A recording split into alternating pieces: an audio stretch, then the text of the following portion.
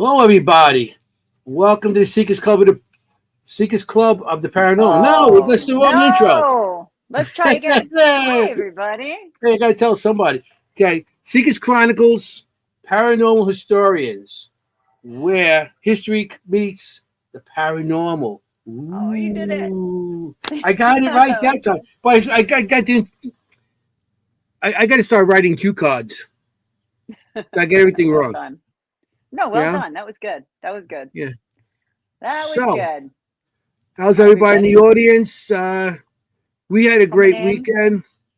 I know it was me, Jenny, Ron Lourdes, Scott Riddick, Zach Bennett, and Zach's dad, and Zach and Zach's dad. Heather, Scott's wife, and of course Tracy and Kelly were there. We'll all spend the weekend at the Shanley Hotel.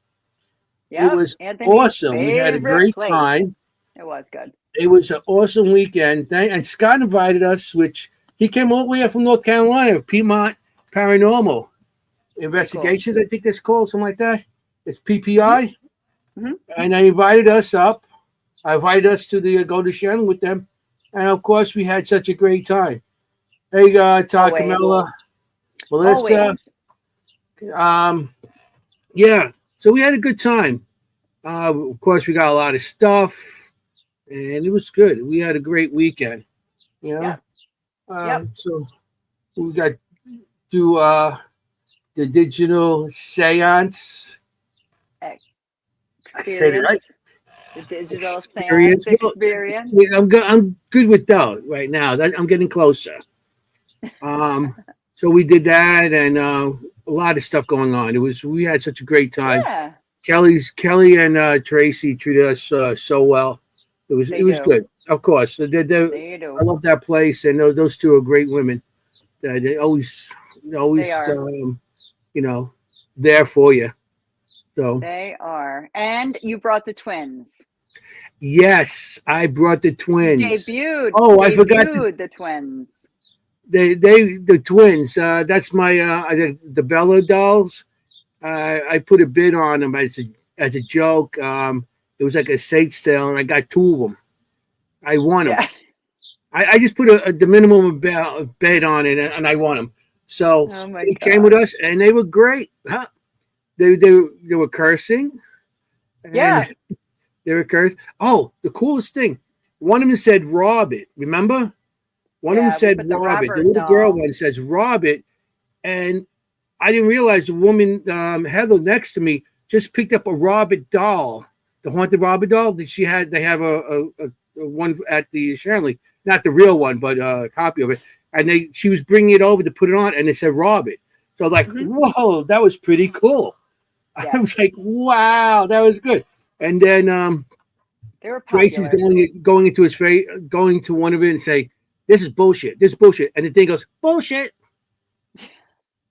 Back I to don't her and her know. and Lourdes. They come running out into the room. They go, "He was said bullshit to us," and they were like, "Oh, it's like they couldn't believe it actually answered."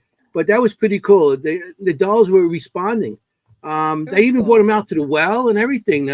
Heather, Scott's wife, was running around with them, one in each arm. Going on each Yeah. location of the hotel, and she was like all excited. Like I think she was like you know really, she goes, "These things are freaking me out. They're spooky, but Yeah. I can't She stop loved them. I holding them and know. running with She them." loved them. She was like, "Hey, what are Yeah, you doing?" Like talking like they were babies. I was like, "Oh, yeah. this is just too creepy." I thought I was going to like be missing one by the end of the weekend. Yeah. We'd be Yeah, they going really down to loved South them. Carolina with her. But yeah, it was a great trip. It was great. They drove 10 hours to come up to I get to know. Shanley, I know. and oh yeah, they got up there. They got up there early because they left early the day before, and so yeah, they got up there. Of course, we all went out to eat. There's pictures on Facebook of us eating and Of everything. course. Yeah, so we had a good time. I love We had that some place. cannoli. We had some And cannoli. we'll We be had back some in fun. and this month, June twenty We will. first. We'll be We'll back be in back. 3 weeks. We'll be back. We'll be back. So that's awesome. Yeah. I can't wait for that. I know, it's All his our favorite friends place and on earth. everything. Our power family, our power familia. Yeah.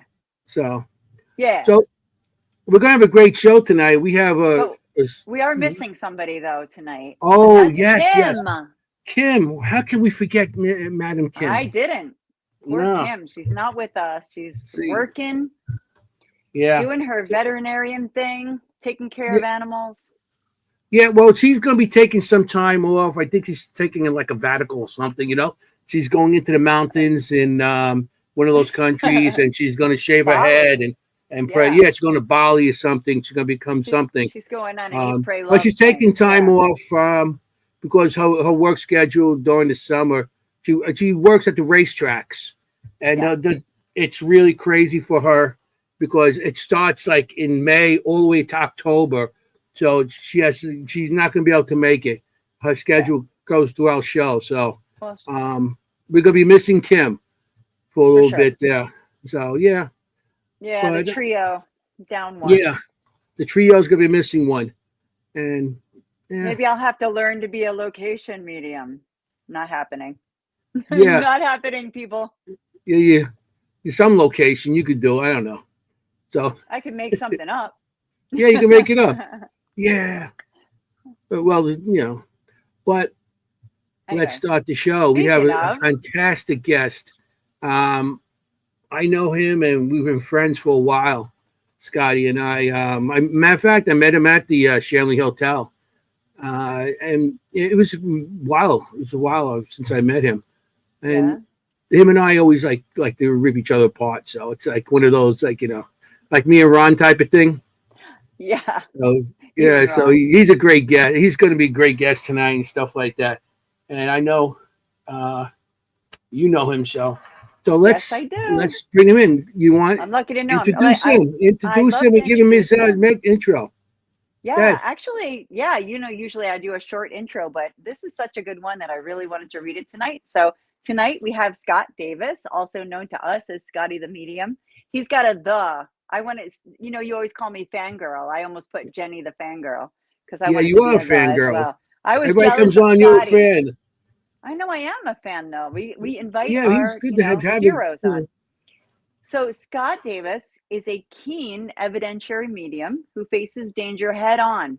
I love this. Whether as a former Marine during 2 tours of duty or now as a street cop pulling the graveyard shift in Central New Jersey. Shout out to Central New Jersey. And I know Scott started a debate on that today, so we'll have to get into that. Yeah. Whether there is because I live in Central New Jersey. He's also an avid paranormal investigator, and I've investigated with Scott, and he's wonderful, and a budding remote viewer, which is Kim's thing, remote viewing. The unexplained doesn't scare him most of the time. Never seen Scotty scared, but he's not afraid of what he can see. He's more concerned about what everyone else can't see. Let's welcome Scotty. Look, everybody's fangirling. My goodness. There he is. Hi. Hi, everybody. I love that I'm intro. Melissa. I love it. Hi, ladies and gentlemen. Nice to see you there. My name is Scott. It's wonderful to be here. Thanks for having me on. Thanks for coming, Scotty. We're so happy to talk to you tonight. Yeah, me too. I was excited that you guys invited me. Yes. In Central New Jersey.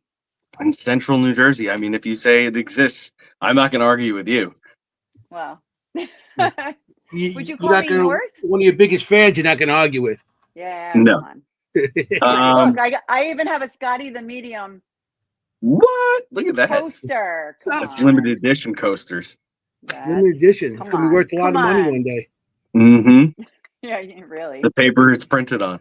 I better not use it. Yeah. No, definitely. I have more. Use them. Save your furniture. It's so cute. And I've got my donuts. I'm ready. Oh, you got your donuts for our... I got donuts. What's up? Ghosts and donuts. Oh, that's cool. Oh, you got... Okay. I squeeze them down here when I get really frustrated and I can't take anymore. I give him a good squeeze and then I put him down and I get back to work. Aww. The little guy takes a lot of abuse. Yeah. Well, you should have him with cannoli, Anthony. You should have a ghost with a cannoli, with a canolo. That's a canolo? That's a singular for cannoli. You know, I got You the know what? grammar police going. It's a Canola. singular cannoli, everyone. That's You what I'm should here know this. for. I know. Listen. I know guys call something canolos. I'm going to write that down right now. Ghost and cannoli. Ghost and Ghost cannoli. and cannoli. We I had got it. some I put it in my breakfast notebook. the Yeah, other That's day at the perfect. We'll make Shanley. one. Well, I had Yeah. one of the guests we had from Japan. After we got off the show, she made me a couple. Look, Oh, isn't that nice. cool? That looks awesome. The spelling is Yeah, that's wrong. but That's it's I think okay. it's so cool. Those are fun. So cute. Yeah, it's like she's in Japan and she's sending me pictures of cannolis. I'm like, in Japan? I thought it'd be like sushi or something like that. You're And it's like, no, legendary. but that's pretty cool. I thought it was very cool. It was very nice how to do it. We all know that treats are part of paranormal investigating. You have to have your treats. Yes, you need the quick sugar 100%, pretty much all night, Okay. and coffee, right? That's kind of Yeah. how we all survive. Well, I got my And Red bread. Bulls and coffee, so it's something going on there. Yeah. I think Great. you've had a few tonight. Oh, I'm on I have two inside my cup right now. Oh my I can gosh. tell. Yeah. You know, He's so got I have to. Because today was one of those days. Like if I didn't take my Red Bull, my wings are not there no more today. It's like one of those He's rough gonna days. levitate. Yeah. If I levitate, That'd be pretty You might- sweet. I'd like to see. yeah, I know. If I levitate, Jenny be out with her the DV was it DV60 whatever DR. What do you listen with? I don't But know. she has a VR60. recorder. Yeah. Oh, thank you. Thank you. You The speak DR60. Anthony. I got you. Yeah. Thank you. See, somebody got me. So you guys were at the Shanley this weekend. What was there any kind of like good like standout piece of evidence that you all picked up? Everybody picked up something. I know the Jenny. What did you get? You got a couple voices and stuff like that. I got the thing with the Always. dolls. The dolls were Always. going off. Those two Yeah. dolls. Yeah. I was Yeah, like, your two dolls. That's so interesting for to me, me when. Oh, I'm sorry. Go ahead, Jane. No, go please. I was just going to say that it's always interesting that when things are introduced into the Shanley, how the spirits there and possibly whatever energy is brought with you there kind of like interrupts each other and sometimes makes some really interesting phenomenon happen. It's been interesting to watch in the last couple of years different items come to the Shanley Hotel and how they add to the atmosphere of the place and the kinds of reactions that the resident ghosts start getting when this new energy started getting put in there. And a lot of dolls, of course, are a part of that decor at the Shanley Hotel. Whether they're all haunted or not, I don't know, but definitely a really cool phenomenon. So it's neat that you had your two dolls there that I guess you feel like there's something going on with them and you brought them there and they started having all kinds of reactions. And while I was backstage, I was listening to your conversation about the intelligent response of it's saying Robert for that little Robert the doll that they have there. Yeah. So that is always fascinating to me because it really just shows that beyond what we know and understand, there are things or something watching us, and they are able to now connect with us, and it's just a really interesting sort of phenomenon. And I think that if anybody's watching, if you've not been to the Shanley, if you wanted the most chance of something paranormal happening, that would be the place that you should go, in my opinion. For sure. For sure. I agree. It's like I'd say like 85% of the time that I've been there, and I have a key to the front door, so I'm there a lot. I can tell you that they have such a high rate of things that happen. We've been sitting in broad daylight at like 1 PM, just like having a snack and have crazy things just pop off. And it's just really a fantastic location for anybody to go visit and definitely investigate for sure. Definitely. Tracy went up to the dolls with the Mort mask. Uh-huh. And the doll said Mort. And we all heard it say Mort. And it was like, it did. It was like, didn't you say that? And Tracy goes, yeah, it did. Of course, nobody had cameras on at the time or anything recording because we were that's breaking always at the that way. time. And so then I throw everything on and didn't do it again. But it was interesting. It said it. And it said it a couple of times before we got the cameras on. I think Yeah. I had my body camera on, so we'll check Did you? that. Oh, so you got to go Yeah. back with that. Yeah, That was I'll be up interesting. all night That, tonight. but Trying that to was find it. an interesting night. Yeah, It it was an was interesting good. night. It's always different every time. If you want to get different, like you said, so many layers there. Yeah. I mean, So, for anybody watching, just I'm going to plug real quick. I'll be there mid-July with Cindy Kaza. We have an event, and then I will be there with Mr. Dalen Spratt, I believe in December. So if you go over to thehauntedShanleyHotel.com, you can go to their events page, and if you want to hang out with me and Cindy or me and Dalen, please go over there and sign up and come hang out with us. We'd love to have you. Cindy's cool. amazing. Has Cindy been there? Has she been there before? She just was there recently, about 2 months ago. Mhm. She held an event there with a workshop. She loved it. And of course, Kelly is I think I have to at this point pay Kelly as an agent because she does agent work for me all of the time, which is so funny. Kelly's the owner of the Shanley, for anybody who doesn't know. Yeah. So she had a lot of nice things to say, and she convinced the amazing and lovely Cindy Kaza that we should work together and have an event, which is crazy because she's in my opinion one of the best mediums out there. So Yes. it's a big it's a big honor to be able to host alongside. Yeah. You're starting to work with a bunch of people that's been around for a while, and it was like the last year or so, maybe a little longer. Yeah. I just started seeing like, wow, I know him. You see you popping up everywhere. I'm sneaking in there. It's like, holy cow, for you. which is cool. It's really again, I know that we all love Kelly, but I gotta say that for me personally, she's one of those folks who has helped push me really far with a lot of really well-known people and spoken so well of me for so long that it kind of just stuck. So I appreciate it. Big shout out to Kelly. Thank you for always being so nice and saying kind things, because in this business, the business side of it, it can be a little cutthroat. So it's nice to have really nice people like that around saying nice things. That's And For Kelly, sure. she's a sweet woman.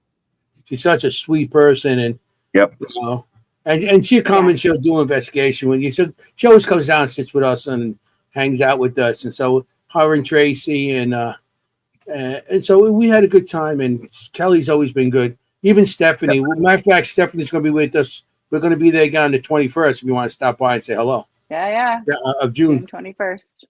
I think it's a work weekend, but we'll see. Sorry. You got work. You know how it is.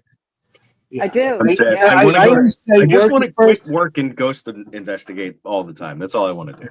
Well, you got to wait till retirement. How many years you got on that? Like 30, 40? Yeah, 100 years until I retire, pal. Got 100 years. Yep.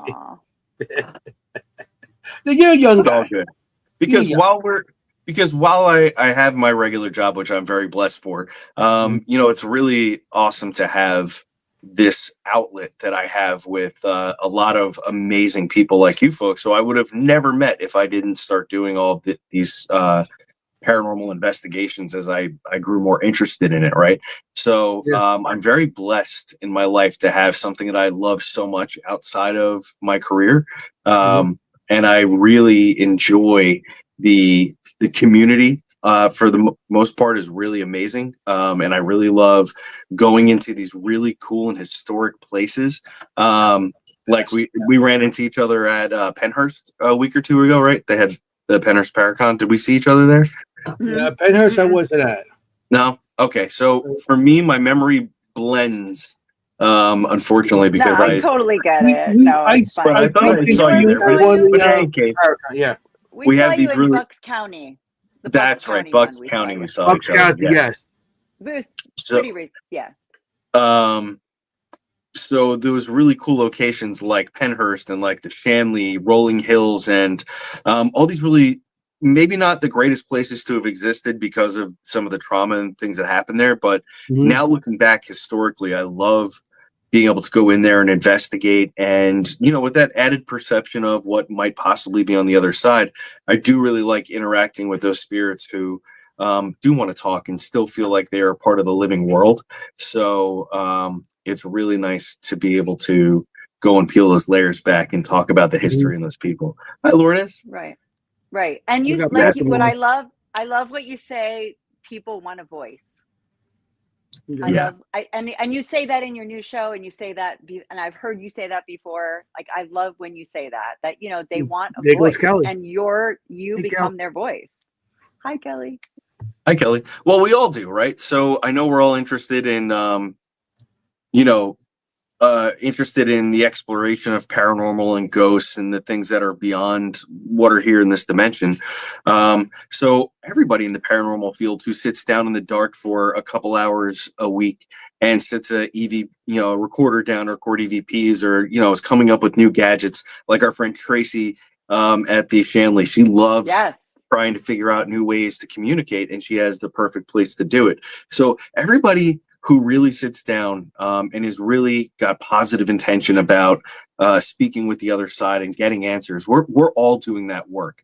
And nobody is more or less important than the other person, as long as you're coming there to really be respectful of each other and those people on the other side. I think it's all of us. Everybody who enters into this, we're all doing that same job.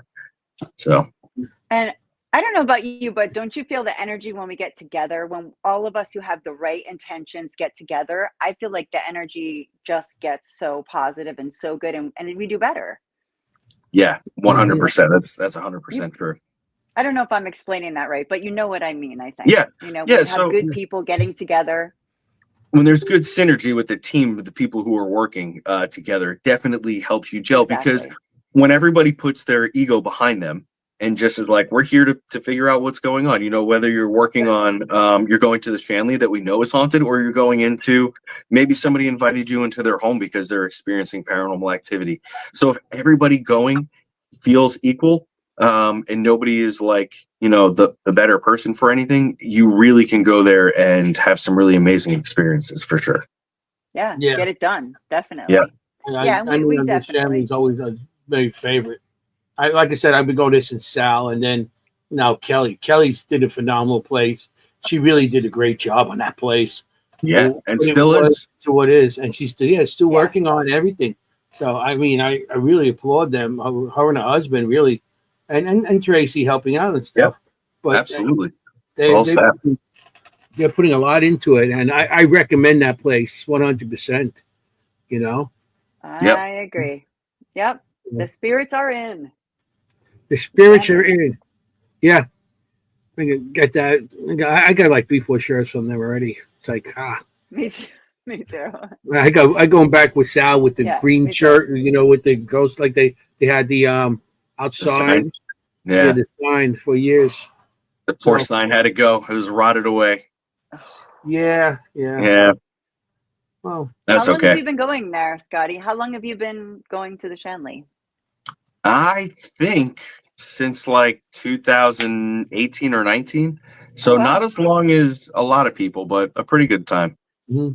No, but it feels like it, right? Like yeah, it does. And the place, even though it's been changing for the better and getting fixed up, it's still like this time capsule.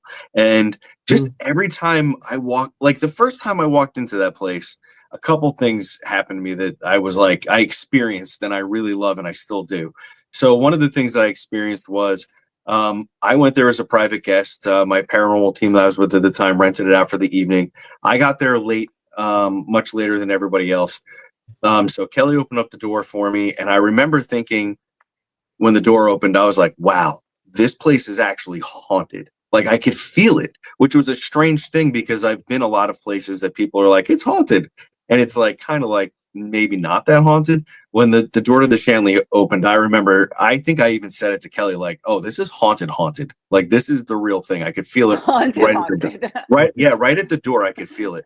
So I experienced that. And then the other thing that was happening was I felt like I belonged there for some reason, like the aesthetic and the vibe of the whole place. Like I could live there. I mean, it would be no problem for me. The only thing they're missing is like a nice, oh no, actually they just put the big screen TV in. So that's really all I'd be missing. There's like 3 or 4 bathrooms and showers and, all the good stuff in there. So yeah, lots of beds to jump on. To go. And now they're going to be putting a sink in Anthony too. The Oh yeah, they're outside putting a area. sink in Now they're putting a sink outside the in the bathroom. lobby, like in They have the cabinet out there and the Oh, piping. okay, cool. So they're gonna be putting a sink there. That's cool. That place is awesome, really is, and Yeah. they he could they live did such there. a great He could job. live there too. Oh yeah, are you kidding me? I could live Definitely. there. I live in the Bordella. He could live there. And I can't give too much out, but Do I you will have a tell favorite? a favorite what? A favorite room? Oh, I do. yeah, I have a I favorite love the room. gentleman's quarters. As far as like where to stay and sleep, I'm a gentleman's quarters Yep. guy all day. And for anybody who doesn't Yep. know, I love talking about the Shanley. In the Shanley, there's a room. It's very large and it has 5 beds in it. There's a lot of cool paranormal stuff that happened in there, but over the years, it served a lot of purposes, and one of them being housing for military men for some period of time, and then it was also used for gambling and such. So it has this real like cool like guy vibe when you walk in. At least I think so. Yeah. So yeah, that's Man my cave. favorite. Yeah, for sure. Yeah. Yeah. Yeah. That's a cool Very room. nice. Yeah, I always stay in the we're getting stuff Roosevelt in there room. this weekend too. You know. Yes. So, our question is, how did you get started? How did you know that you were gifted with your abilities? So it's always Yeah. a really funny story with that one. For anybody who's heard it before, I'll try to keep it light and humorous as always. So, of course, like any medium will probably tell you, or anybody who does what I do at some level, will say like, hey, when they were kids, they experienced some things, which I did. And boy, I can't. Speaking of which, divert for 1 second. I was just there about a month ago with Dave Schrader hosting an event, and I had. Imagine having one of the greatest interviewers and paranormal people of our time sitting in front of you playing tic-tac-toe with that wooden board and just Yeah. digging in. He like literally like interviewed me like he was Barbara Walters of the paranormal, and I recorded it. And he pulled this like really crazy memory out of me and helped me put some things into perspective, which I'm going to put up on my YouTube very soon. It was really, really Cool. interesting, and it changed my idea of how I grew up and how I experienced things, which is really interesting at 43 years old to have a core memory from being a child, and at 43 years old kind of have it changed or the perspective changed a little bit. And it was for the better. So I'm not going to give it away the conversation, but it will be up on my YouTube, which is Scotty the Medium on Very YouTube. cool. Very So, cool. That is so yeah. unusual. Yeah, so as a kid, I experienced some interesting things. My mom, later on in life, would tell me some stories about things I said that kind of freaked people out when I was little about talking to people who weren't there, and so forth. Then through my growing up, adolescence into teenager, really would just experience a high rate of paranormal stuff. But I kind of thought that was normal for everybody, right? Like I had a really deep interest in all things paranormal. Of course, paranormal programming at the time was like all scripted, like X-Files and Twin Peaks and all those sorts of things. And we didn't get the reality ghost shows until early 2000s. So that it was all books and whatever I could find. Sightings was one of my favorite ones growing up. I love sightings. Yeah. Yep.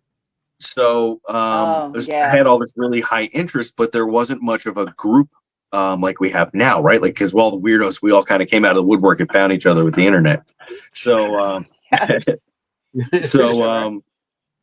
anyways, it wasn't until I was about 31 years old or so that really the switch flipped. Something happened. I wasn't looking for paranormal in this kind of way. I wasn't trying to be a medium or a psychic or anything like that. I came home after my shift in law enforcement. My wife was getting dinner ready. I went to take a shower and I got my brain real quiet. I'm, just soaping up, doing my thing, like just kind of decompressing from all the day. And all of a sudden, this voice sort of chimed into my head that didn't belong to me, and it started talking, and it was talking in a way that I don't speak. So I thought it was interesting. And then I started seeing some like pictures or photographs and movies, like kind of memories that didn't belong to me. They didn't make sense. So my first thought as this started to happen is I'm standing here soapy in the shower, hot water in the face. I'm like, I am losing my mind. I'm losing it. I'm going to lose my job because it was so loud inside of my head in a way that I'd never experienced Oh before. my goodness. I was afraid. I was like, I'm going to be in trouble. But for something else clicked at the same moment. as I'm witnessing this stuff that's kind of going through my head, the inquisitive part of me kicked in and was like, get a notebook and write this stuff down. And another part of it was like, I was asking, because the voice that was there didn't belong to me and seemed to be giving me interesting information. I was like, okay, who are you? Like, I'm thinking to, who are you? This is Pop, and your mom's friend is my daughter. Just give her this information. Basically, is like how it came across. So, Wow. I wrote this information down in a notebook. I called my mom. I'm still dripping wet out of the shower. I'm like, Mom, can I call so and so and ask her about this information that I and my mom, like, as I'm telling her what happened, she's like, oh my God, you're doing it again. Because this is what she experienced when I was a kid too, to some level. Like, there's these weird stories about talking to people who were not here. So she says, yep. She puts me in touch with her friend. And this is where it gets really neat. Her friend was so cool about this. She was like, yeah, actually come over and show me what you wrote down and we'll talk about it. So I go to this lady's house, and I show her the notebook, and all the things that I wrote down were all these really specific things about her dad, who was, his nickname was Pop. That's what everybody called him. But the thing that really struck me as like, this is a real thing, or there's something to it, was he showed me a photograph in my mind of a man in a tuxedo and a woman next to that man, and the woman was wearing a pink dress. She had pearls, pearl earrings, and she had brown hair, and it was really nicely done. And her name was Anna, and I could smell cupcakes baking while I saw that photograph. So I wrote all that information down, and when I got to that part of the notes when I was showing this woman, she said, you know what? My mom lives underneath me in the apartment below us. Can I call her up here and show her this? Now, this would be the widow, Pop's widow. So that woman comes upstairs and she goes, oh my God, hold on, I'll be right back. And she disappears and then comes back upstairs, and she has this big yellow book, and it's real kind of gross and old, and it's got dust on it. And she puts it down, she blows it off, and she starts going through it. And I'm like, oh, it's a wedding album, photo album. And she flips, and guess what? Here's a photo of the man in the tuxedo and the woman in the pink dress, just as I had explained it. Oh, wow. And this book, these photographs were taken many years before I was born. And it was her husband on his wedding day with his mom, Anna. And that's how she was dressed for the wedding. And she was a prolific baker. She baked every single day of her life, pretty much until she passed. So when the other stuff was kind of anecdotal, but it was very strong evidence that I was talking to her dad. But this was borderline proof, this photograph, right? Because there's no way that I could know about this photograph buried inside of a wedding album that nobody had opened in 40 years before I was born. You know what I mean? So to me, that really got things going. So I was like, what is this? What did I just experience? And could I do it again? Or could I disprove it? Right. So I started sitting with people. I found a Facebook group of psychic development folks who were really nice and took me in. And the more of this I did, the more people were like, wow, you're really good at this. And the more I had to kind of come to terms with the fact that it was real, like this is actually happening. So that's how that train went. It was really strange because I literally was not looking for this to happen. Yeah. That's interesting. That's real. And then, then you have all the stuff you wrote down was verified by the woman, the wife of the man you were talking about. And then she had the album, a photo album, which verified everything you talked about. And there's no way you're going to know anything about that. So that is so satisfying probably to you. Like, wow, I really did this. And you're probably so like, that was like a changing, probably a turning moment in your life saying, oh, I can do this. Yeah. So that's where it kind of changed. And I really dove into it head first because I really thought it was something interesting, and I didn't and I still don't understand. I'm going to be honest with everybody. I'm not really sure why I was afforded this interesting gift, or why it came awake the way that it did, or why I can continue to use it and develop it in different kinds of ways. but I'm happy for it, and I really try to do my best to use it for good, and help people out when I can. So yeah, it's Yeah. interesting thing Love to be it. able to do. Love it. And you share it. You That's mentioned a about it. couple. Yeah, definitely. You mentioned a couple different things there, and I have questions as a non-psychic medium. Um, I know that you have different abilities like smell, hearing. You have a lot Mhm. of them. Some people only have one, correct? Like, Yeah, some yeah, people just can have smells, right? It's clairsentience, clairaudience, clairvoyance, right? yep. Like, which ones do you feel that you have? Like, do you have a list? Can you list them Yeah, for no, us? I know them well. We have to operate. Me and my silly gifts have to operate together every day. So yeah. Okay. So my strongest one is clairvoyance, which is just the ability to see things psychically. So when I talked about seeing that photograph, my eyes are closed, and the photograph appeared where my imagination is basically. So I know it's kind of weird to give a non-physical, um, not like experience to a physical place, but I can only say to other people who can do this, if you can close your eyes and picture an apple, um, and if I say to you, like, okay, close your eyes, it's black and you don't see anything, but I want you to just think about a really red, delicious, juicy apple.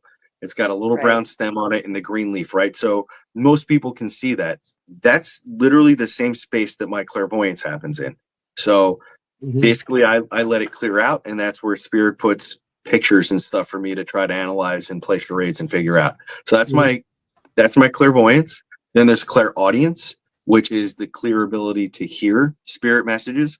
They're not exterior audio, they're inside. So the same place that Okay. your inner dialogue is occurring, that's where that I hear those things as well. They just hijack into basically they plug their aux into my clairaudience, and they can talk. And a lot of time people ask me a lot, like, well, what if they didn't speak English, the people who you're trying to talk to? So we go back to the clairvoyance. They have flashcards, like all of my memories, the Rolodex of my life, that they can go through and pick out similar things so that I understand. So we all know what a car looks like. We know what a gallon of milk looks like. We know what a baby looks like. So even if they don't speak English, they can go through and be like, select the menu of like pictures for me to talk about in order to bring the message through. And then what Ah, happens generally is after that happens, this strange connection happens where no matter what they're saying, it just comes to me in English and I can repeat it. So and again, I don't know why it works that way. It's just the way my gift kind of developed, right? Then after that, clairsentience and cognizance are these two abilities where you kind of feel and know things inside of you, and that's that real intuition. And I think that everybody, for the most part, has at least that. Like when you get that feeling inside your body, and you're like, I got to call Aunt Claire real quick, and she's yeah. like, oh my God, your uncle just fell off a ladder. Like that's just that Or I was clairessence. just thinking of you. That, Yeah, right? Like right. that. Like, oh, I was just thinking Yes, about you. How did That's you when they're know? like the phone yeah, rings and you're like, I was about to call you. yes, Yeah. We've all exactly. had Type of that. thing. Yeah. Even So me. it's really interesting to um go through that. And then the smell is not something that I would ever rely on, but when it comes through, it's usually really strong. And I always forget that. I think it's Claire Gustin's. And then there's the taste one too. So That's Gustin's. Gustin's, that's I think Gustin's. it's Yeah, I his. can't remember the Yeah. smell one. So smells, we all know what everything smells like for the most part in our lives. But what's interesting is when it comes to the taste, is I've had different experiences. So it's not always like pleasant taste. Like I've actually had, for Anthony, this would be him when he's on the other side in a long, long time from now. People have fed me cannolis and like bread and like kiwis. One time a lady was stuffing my mouth full of sponge cake. And I was like, I almost felt like it was actually in my mouth. I'm like, whoa, what is this lady doing? And I said it to the person I was reading for. She was like, that's my sister. Yeah, you couldn't get in her house without her stuffing pound cake or that kind of stuff in your Oh, face. that's So funny. it was Yum. funny. But then, another interesting thing happens is where like I could taste alcohol, so I know that there's some sort of alcohol message that will go with it, or I can taste metal, and I know that is now from doing many readings that's like a cancer treatment taste. So, It is. yeah, so a lot of people have reported that to me. So, for anybody who's listening to this and might want to understand a little bit about themselves and their own abilities, like just take stock of what you know about the regular world around you. And then when you feel that something is, especially if you're doing a ghost hunt or you're looking for that sort of thing, think about how your emotions have changed, your thought pattern has changed. You have to be very self-aware when it comes to this, and that's something that I learned along the way of doing this mediumship stuff. So like you have to be really self-aware of yourself. So in the morning when I get up, I got to recognize like, okay, today my left hip hurts, my eyes hurt for a little bit because I'm dehydrated, and I'm kind of in a funky mood. So that's how I am today. So that way during the day, if something happens and I change my mood, if I for some reason become very excited and happy, and I'll be like, okay, that's not me. Why do I feel this way? And I'll try to see if there's something influencing me. Or it could go the other way. I could feel something really angering or grief or like sadness, and I'll have to stop and be like, okay, now why do I feel this way?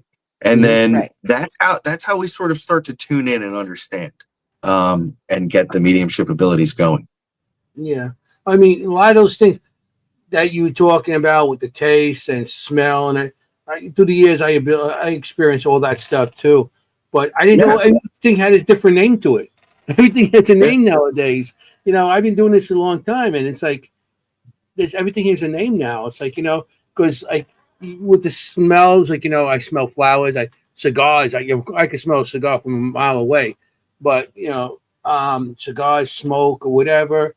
And the taste, I always thought like taste of metal was more like blood. Blood taste. It can taste that way. Yeah. Like, that's every time you taste it out, like on Gettysburg in the battlefield, I could taste, I get that, So if you do that, then what I would do is if you really thought that somebody's trying to connect with you and that was one of the first like spirit signs they were giving you, I would stop at that moment, recognize that the taste of my mouth changed. I believe that it tastes like blood or something similar. Then what I would do is I would close my eyes and take a breath and say out loud, who are you? And just see what information comes to me. And I think that you would be surprised at it may not always be a Civil War soldier out there. It may not always be somebody who passed away in that immediate spot. What you might see is a piece of the battle and that you're standing where 30 bodies were stacked up. That's the thing is you're not always going to be interacting with intelligent information. It could just be stuff that is stacked and layered, and you're just kind of stepping into it. And since you've opened yourself spiritually to be able to experience these things, you're going to walk through them and experience them that way. Yeah, because when I the spirit art I do, and I see the things and I draw it, and of course sometimes I get like a smell, like I had at the Shanley, I drew a picture of a man with a long beard and stuff, but it was like a bad smell. It was like a body odor type of bad smell, and I drew the guy, but I mean, I experienced a lot of that through the years also. A lot of audio and everything. And I've seen so much of your spirit art. You're fantastic at doing the spirit art like that. So there's no doubt that if you were just training a little bit, you could get those other senses up and running and really hone in on them and give really great readings. Yeah. I agree with you. He's amazing. I've been thinking about stuff like that, going and see if I could talk to people about it, because when I was coming up and doing this, I had nobody to talk to. It's like I understand. And so everything, and it's like now I'm learning, like everything has a name for it.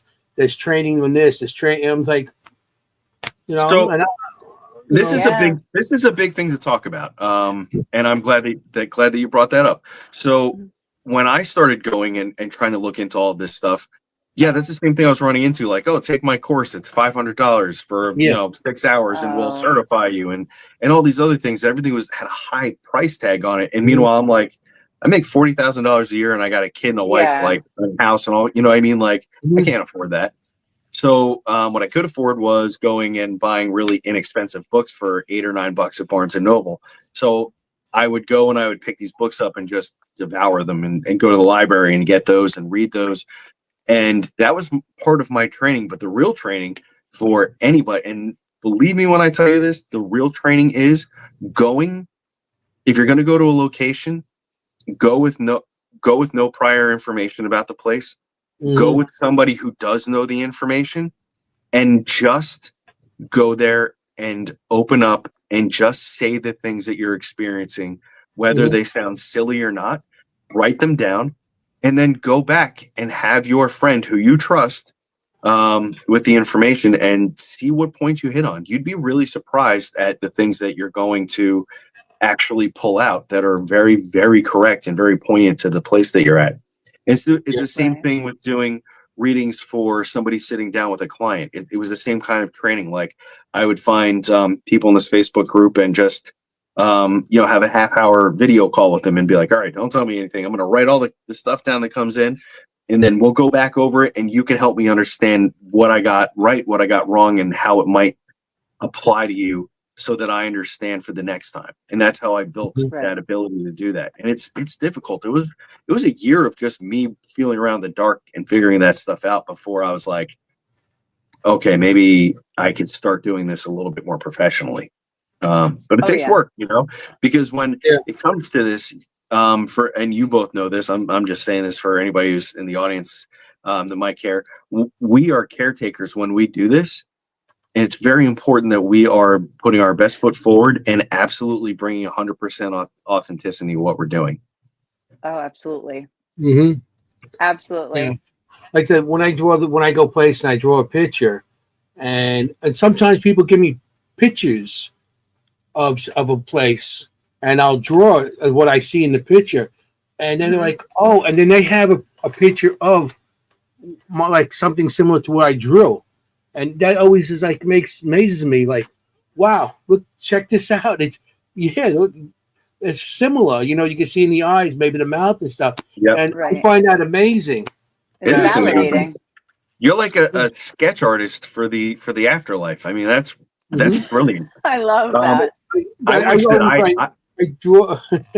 I draw. What's it called? I draw the dead. I forgot. I'm getting old. I can't remember nothing no more. He doesn't. He doesn't. Yeah. Me too. But I draw faces of the dead. Yes, right. Which is really, really interesting. It is very interesting. If I could tell you the amount of focus that takes, like, to be able to close your eyes, or whatever your method is, and to draw details of these people is just amazing. To have that connection for that long, to do that. Yeah. Yeah. So, like I said, when I draw something, people like, when they verify my picture with another picture, I'm like, that's pretty cool. That's very cool. Yeah. So, Ron Iacovetti was just saying that, he works with mediums and does the digital seance experience at the same time, and gets that immediate. Yes. He's obviously you've worked with him. So how's that for you when you're able to validate live like that? Oh my gosh! With these voices coming, like, I just find that fascinating when he works with when he and Lourdes work with mediums. Working with Ron and Lourdes is so much fun because I feel like it brings to life the actual things that I'm talking about, and it's really for those of us who live in this world of like instant gratification, like, being able to say, like, okay, I think there's a man standing here, X, Y, and Z, and give a description, and do this with a crowd of people, and then have Ron and Lourdes' equipment start validating those things by speaking on what we're talking about is amazing. I think it was last year or the year before at the New Jersey Paranormal Paracon in Woodbridge. They always do their room there, the digital seance there.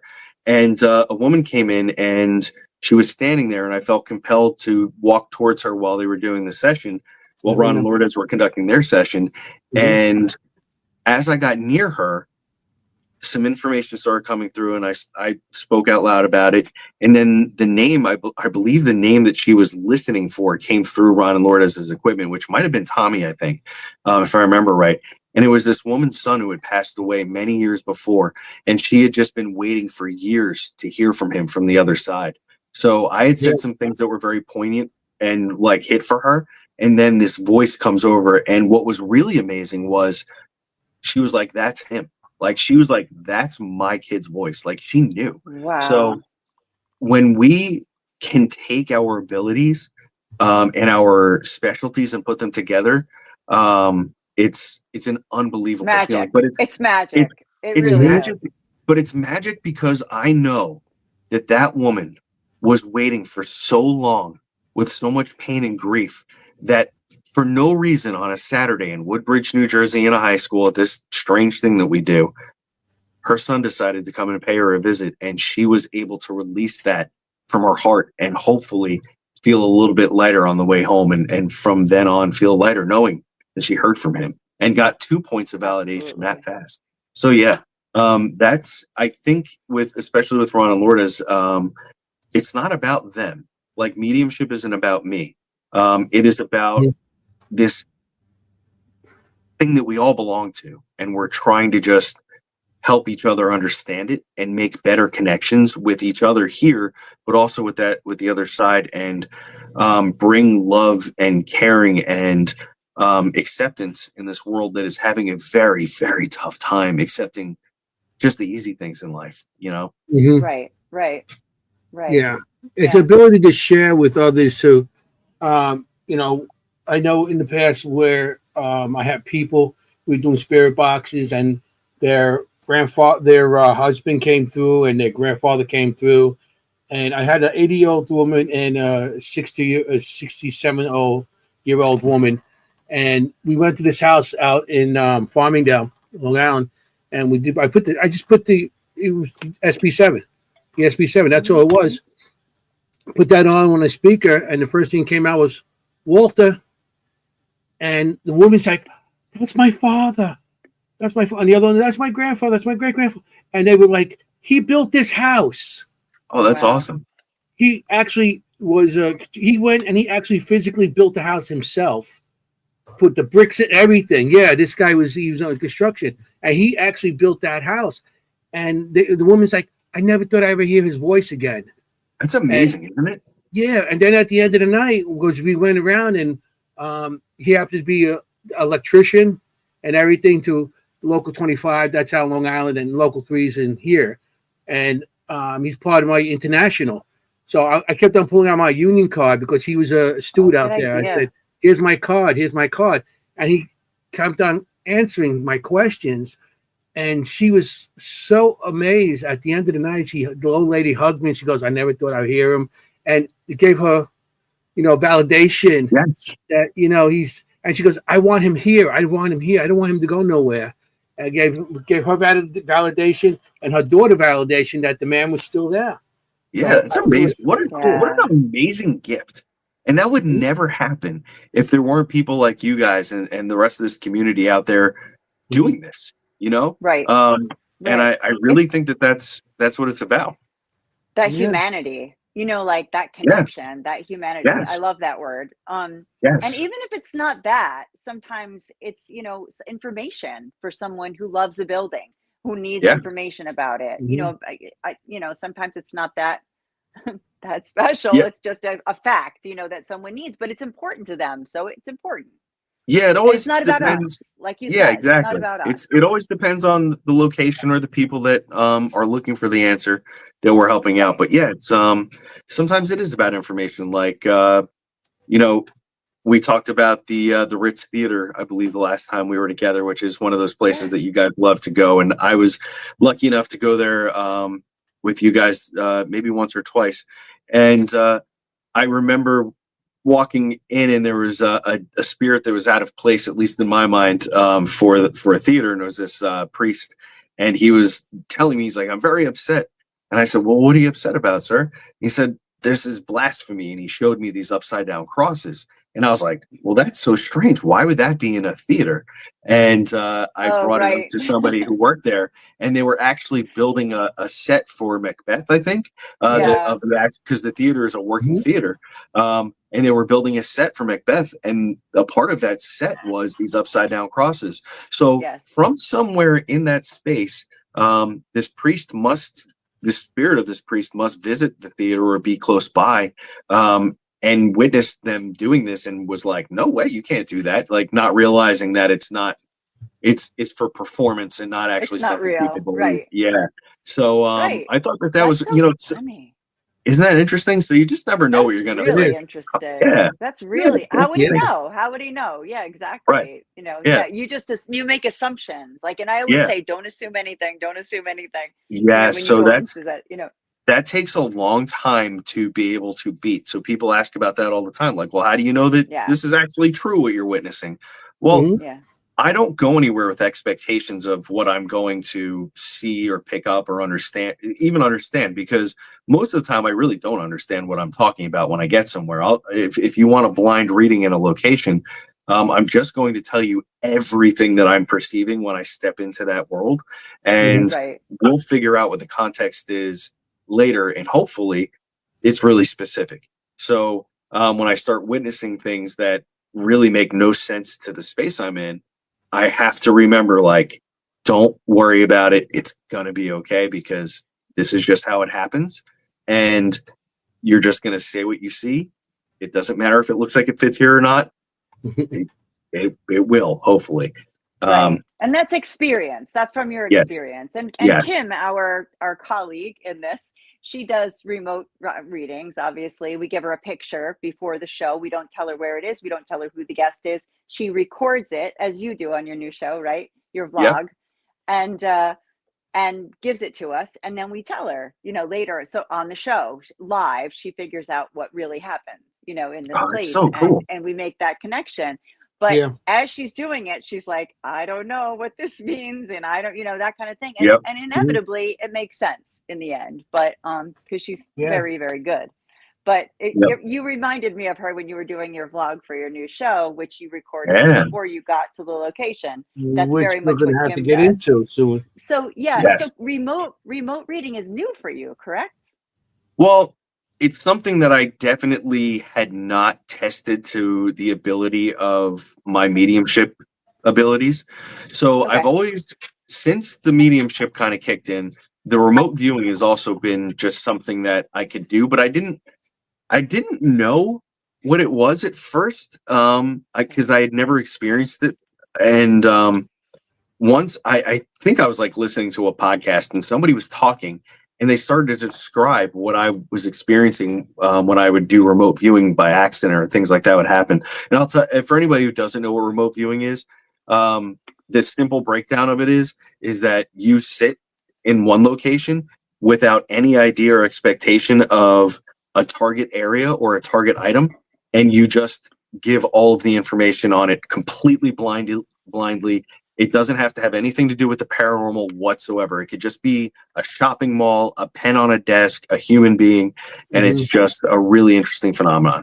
So it's something that I can do. And what happened was, over the last 2 years, I've been growing my TikTok, and one of the fun games that we would play was, I would be live, and people in my comment section, I would say, okay, if you want me to remote view into your space, give me permission, and say me in the comments, and I would pick somebody, and then I would just close my eyes and hone into that space through my ability, and Mhm.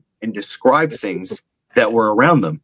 And it became a really fun game that I would say I was about 80% accurate on what I would Wow. come up with, right down to the fact that, like, I kind of embarrassed this lady by accident, because I started to describe something, and in the comments, she was like, stop. And I was like, and I just kept going because my eyes were closed.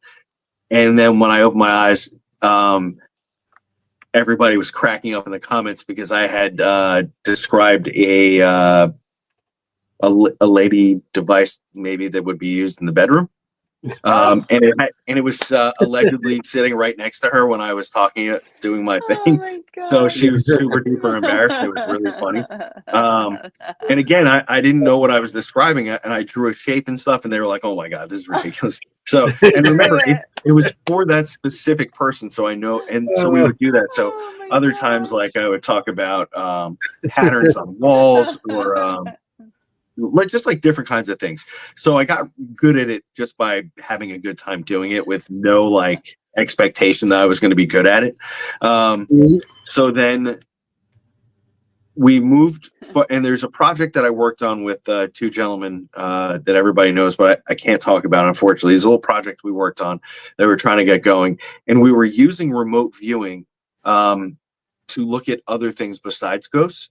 And basically, what was really interesting to me with remote viewing is this: I organically learned how to do it, like the other stuff, and they found our producer found a woman who was trained by somebody who trained the CIA government to do this, to do remote viewing. So this woman is considered one of the top remote viewers in the world. So what we did for this program that we were working on was she got a set of numbers and I got a set of numbers. We didn't know what we were targeting in on. She did her version of remote viewing that she was taught, and I did mine the organic way. And later on, we came together for the show, and my descriptions were just as accurate as the ones that she gave. And not only were they just accurate, they were so similar on the targets that we were given that her and I both were like, "Wow, that is incredible!" Because her and I didn't even know each other. We met each other like when we were doing this remote call to record this segment, and it was really crazy. Like, so that boosted my confidence that I could be now, I'd say, qualified to do it, because I'm up, not against, because that's not the right word, but comparatively speaking to somebody who's been doing it for 30 years and was trained, it was really, really ridiculously spot on. So it was really cool to be able to have that experience. So it's awesome. That's amazing. So That's so amazing. how do we apply that for what we do in the paranormal, right? So sometimes I get impressions about places that I'm going to go before I go there, which I think happens to a lot of investigators, but they may not necessarily recognize it as happening because they are not as tuned in and aware of themselves as I tend to be. So or a dream. They have a dream. or yes, dream. Oh, I got a good dream. Common. I got a good dream story for you folks. Oh, good. Because I do have those. I do have dreams before. I'll give you a cool dream story real quick, and then we'll go, and it's a bit fortune tellery. It's really neat. And then we'll go talk about Phantom forensics. So several years ago, I was sound asleep, and I had this crazy lucid dream that I was walking up to this old house, and it was like this cool old Victorian type house. And I was like, I could feel like that spiritual energy in the dream. It was so cool. And this woman opens up the front door and she's like, "I think you're here for me. Come in." And I walk in, and I see her beautiful house. I'm like, "Wow, it's gorgeous here." And she goes, "Yep, come on and sit. This is where all the mediums sit." And she brings me into this room off the right of the entrance. And we sit down. It's a parlor, and it's got this beautiful blue couch, and it's really well decorated. I could see seances happening, and I could see all these spirits all through the house. It was so crazy, this dream. And she sits me down on this couch, and I'm witnessing all this stuff. And she looks me in the eyes, and the dream kind of stops. And she goes, "I'll see you soon." And I woke up, and I was like, "What was that?" I never had a dream like that. I love it. A couple days later, a friend of a friend calls me and is like, "Hey, Inside Edition needs a medium to go to a haunted house. And we know that you do that, and you're comfortable on camera. Do you want to come do this?" And I was like, "Oh, sure, that's awesome. Let's do that." So we set it up, and I tell my partner Patrick, who is my paranormal partner at the time. I told him about my dream. I gave him all the details, and I was like, "I don't know if this has something to do with the location we're going to, because I think they are correlated, though." So as we get to the place, this is Miss Fanny's paranormal Victorian party house. in Oh, Miss Oh, Fanny. I know it. I know it. yes, Yes. so this is Been there. Miss Fanny's. I I've had been never there heard of too. it. I had never heard of it. I had never been there. Wow. And as we pulled up, I was like, dude, this is a Victorian house. And he was like, yes, it is. So It sure is. I let him go inside and get all the information, as we always would do in our investigations. And he came out and he was like, dude, I don't know how you got this information because everything you said about this house in your dream, this is the house that you were talking about. It's 100%. Wow. So we went inside, and right on the right side was this big room. There's a big parlor, Yes. and it's where this lady, Miss Fanny, would have these seances, and all of these mediums would come in the house. I found to be that evening, during our investigation, very active. So that was a really interesting dream, that this woman came to me before I even knew I was going to be invited to do something. And it That's was so amazing. inviting. She was like, I'll see you soon. Just like, she knew I was coming. How cool is that? That is awesome. That And place so Right. specific. too. Yeah. I mean, Was it Miss Fanny Caesar or was it collects the woman? everything. There's everything in that place. She collects all these different The owner. Yeah. commodities, from coffins to embalming machines. When I Yep. went, You they had can an barely old move. 100 embalming machine with fish in it. Yep. Yep. It's Yeah. so crowded. It's so crowded, that place. Yeah. It's like it's Yeah, there was a lot of stressful. stuff. A little bit. That's so Yeah. Yeah. cool. It's a lot of stuff. So my opinion was that it was Miss Fanny who was telling me, Okay. like, she was going to welcome me in. So Awesome. I thought that was really great. So that's my dream story. But yeah, so then Cool. fast forward to several Very years cool. later, we're here with Mr. Dalen Spratt from the Ghost Brothers, and so many Yes. other amazing programs. It's And good. we decided to get together and do a team up and do this really cool show that myself and my lovely producer Kay had been developing, and we named it Phantom Forensics. Okay, Right. I'm going to put a picture up. This is chapter 1. There's 3 chapters. Mhm. Okay. So far. So Yeah. far. I was gonna say so far 3 chapters. And So we can far. work on that Yeah. So yeah, this is awesome. in Columbus. So from what I understand, all you knew was that it was in Columbus.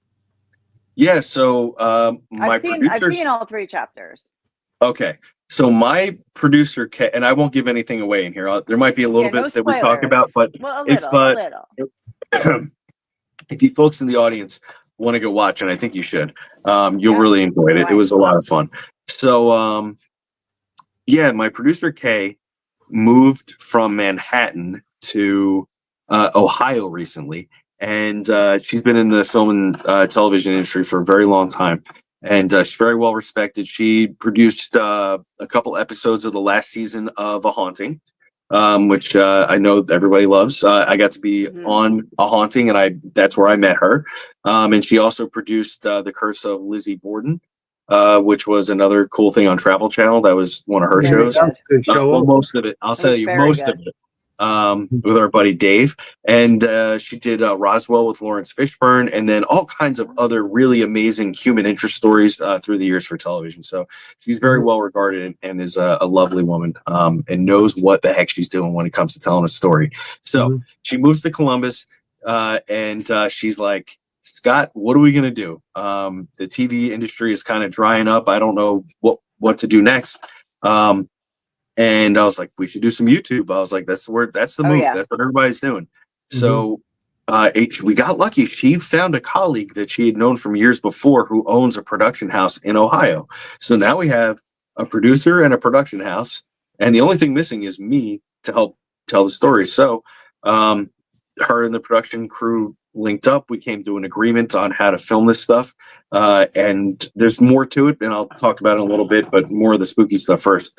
So yeah, we decided, like, Kay, who lives in the area, we know we had to keep it cost effective. So she did a ton of research on the area that she lives in and was like, okay, this definitely has enough wild and crazy history that we could tell some amazing stories right here in Columbus, Ohio, where For sure. where these things are based. So that's kind of how it started. And she was just like, what do you think about coming out here to shoot a couple days and see what we get? That's how it was born.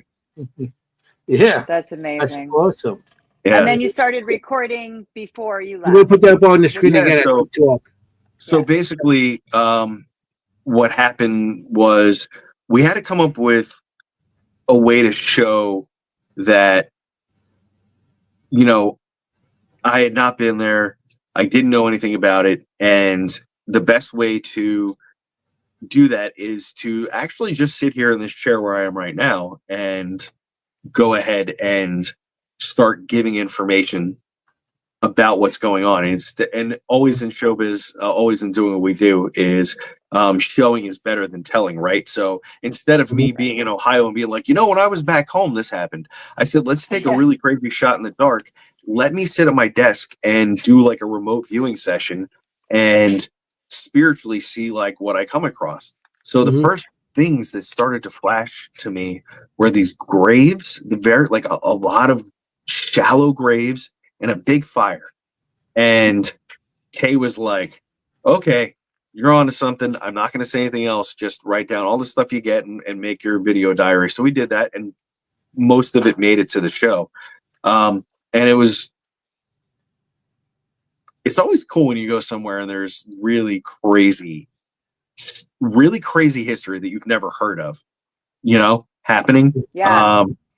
And you get to explore it for the first time. So for people watching, I'm a bit of a history nerd too. So I love when I get to go do these historic things. Trust me, everybody watching is a history nerd because our show is very, very history based. Yeah. Our show. We typically do deep dive into a location's history each episode.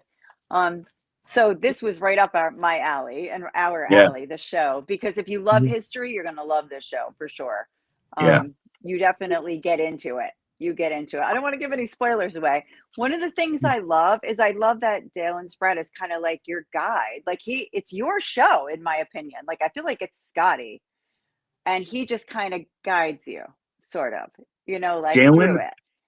Yes, Dalen has the information for the location, and he is there also acting as the audience as well, right? Like he's an active participant of the audience, and a fantastic. So Dalen was such a great choice for what we're doing for so many great reasons. Number one, he is charismatic and he is just a kind and wonderful person. So again, like the beginning of our conversation, it's about who you're working with that you're going to be able to connect with and get the best results, right? So Dalen was somebody who I get along with really well. So he was the perfect natural choice for this, and he's a really great storyteller. He has his own YouTube channel. For anybody watching, you should go check it out. It's The Graveyard Shift with Dalen Spratt. Go look him up on all social media. He is always active. He flies every week to a different location to record his show, and it's amazing. So go check him out. So he's had all these really professional things that he's done, and then he has his own stuff that he does, which is also very professional, but it's not TV. So I presented him with the idea of what we wanted to do, and I said, it's not us running around with our cell phones and cameras that we got at Best Buy. These are real professionals. We're going to shoot this like it's a TV show, and we're going to tell the best possible story that we can with the equipment and the tools that we have available in the stories. So he was immediately on board. I almost didn't even get the words out of my mouth. He was like, I'll be there. I'll be there. Yeah. He was like, I'm there. So it was really great. And then on screen, he's just this, it's good when you trust somebody that you're working with.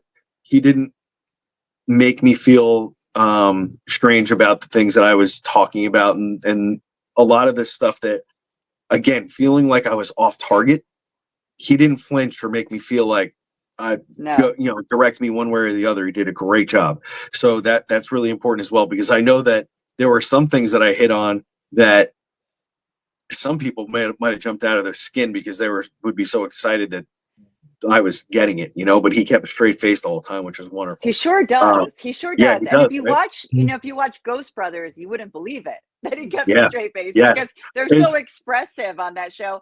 Like, oh my gosh, they're so expressive. But he just really doesn't flinch, like you said. He just listens. He's a good listener. He's a great listener. And he was dialed in, and for future episodes, for future chapters, he is going to take a more active role, and we're going to expand that, and we're going to add some other cast members, which we haven't announced yet, but we are working. We have somebody that wants to do it. They're committed. They're a lovely person. I don't want to give any spoiler. I don't want to put any spoilers out there until we have it locked down. But yep. Exciting though. But here's what's funny, right? I'm one of the producers on the show, but for the first half of it, I don't have to produce anything because I'm not allowed to know what they're researching and what they're doing. So I get to sit back. The first part's easy, but then the heavy lift comes when they're like, "Okay, well, turn your camera on, big guy, and let's see if you're going to be as good as you were the last time." Yeah. I got a chance to interview Dallin on my last podcast, and he's really nice guy. Yes. Yeah. He's a really nice guy, and of course, I met him at the VIP at the Para Unity. So him and the very nice people. Him and his crew there. Yeah, when you click like that, the product is so much better. And you're right. That's a great way to put it. He's like us in that show. So he's like us, listening to you. And he is. I can tell you, he has a hard time believing sometimes when I've nailed it, because when the cameras aren't rolling, he'll be like, "That was the craziest thing I've ever experienced." He keeps a straight face. Yes.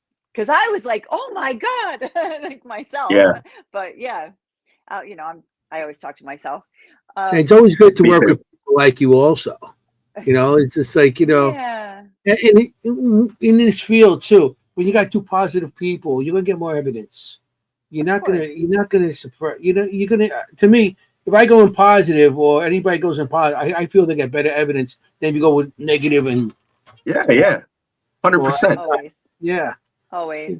Although I will say that last time I investigated with Scotty, he called me all kinds of bad names. We did an ST session. Sorry. And he was calling me lots of bad words. You can't be mad at me for the things I'm just repeating out of the radio. I know. I'm kidding. Yeah, what do you call you, a meat eater? No. Huh? No. He's a vegetarian. He called me bad words. You eat a hamburger. What? Not me. Fangirl. What? I have to tell my Scotty story. Okay. This is my story. This is his confidence. This is the degree of his confidence. Okay. We were at the Red Mill in Clinton, New Jersey, right? And I got there and I actually purchased a ticket for this event. And I got there and I said, "Hi, I'm Jenny, can I have my ticket?" And they looked and they looked and they looked, and there's no Jenny. And I'm like, of course you're like, I paid, really, like, here's my receipt, blah, blah, blah. No Jenny. Finally, they're like, "Oh, you know what? It's Jennifer. It's under Jennifer." No one calls me that since I was born, right? So, okay, there I am. No problem.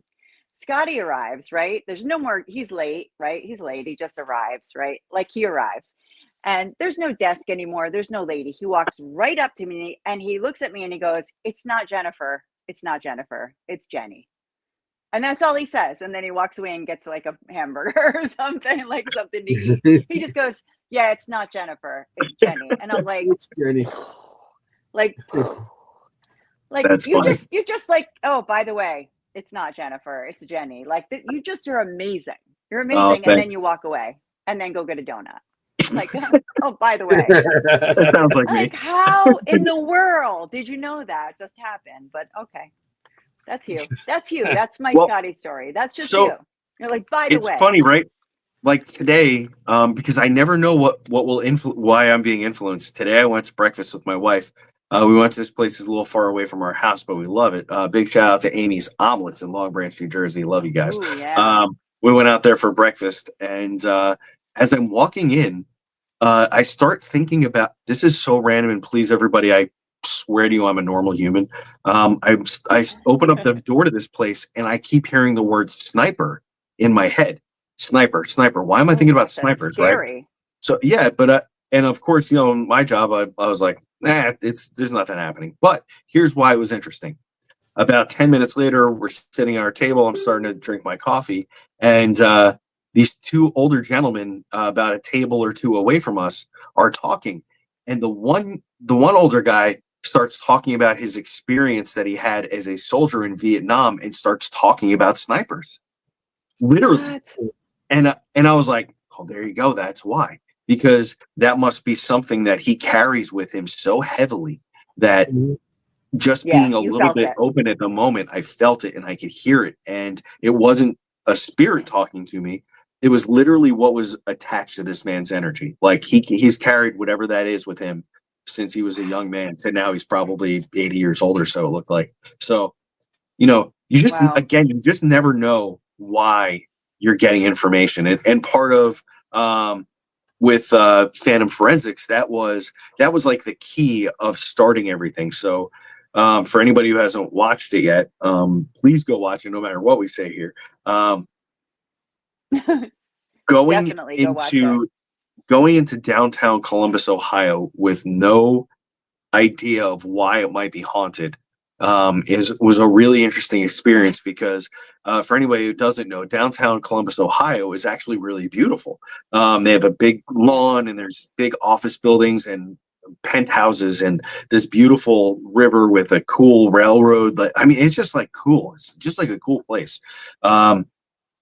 So when they're like, okay, this is where we're going, I'm like, this isn't a haunted house. This isn't like a structure that I would have thought they would bring me to. I was literally outside. So I was at a loss. And by the way, it was like 10 degrees when we recorded. So big shout out to Yes. Dalen from Atlanta for putting up with 10-degree weather in Ohio and snow on the ground. It was crazy. So anyway, just for those folks who want to train themselves as mediums or as more in tune investigators, don't let what you see around you in the physical world influence your feelings. Don't bulldog anybody with your information, but if you just put it out there, there's a good chance that it's correct. And if you do some research, you could back yourself up. Because that's what it was in Right. Columbus. And you make a good point, and no spoilers. You make a good point in the show that don't judge it by the age of the building. Don't judge it by what you're seeing in front of you, right? Like it might be a Yeah. brand new condo, let's say, right? But Right. but you're seeing something much older or something much different.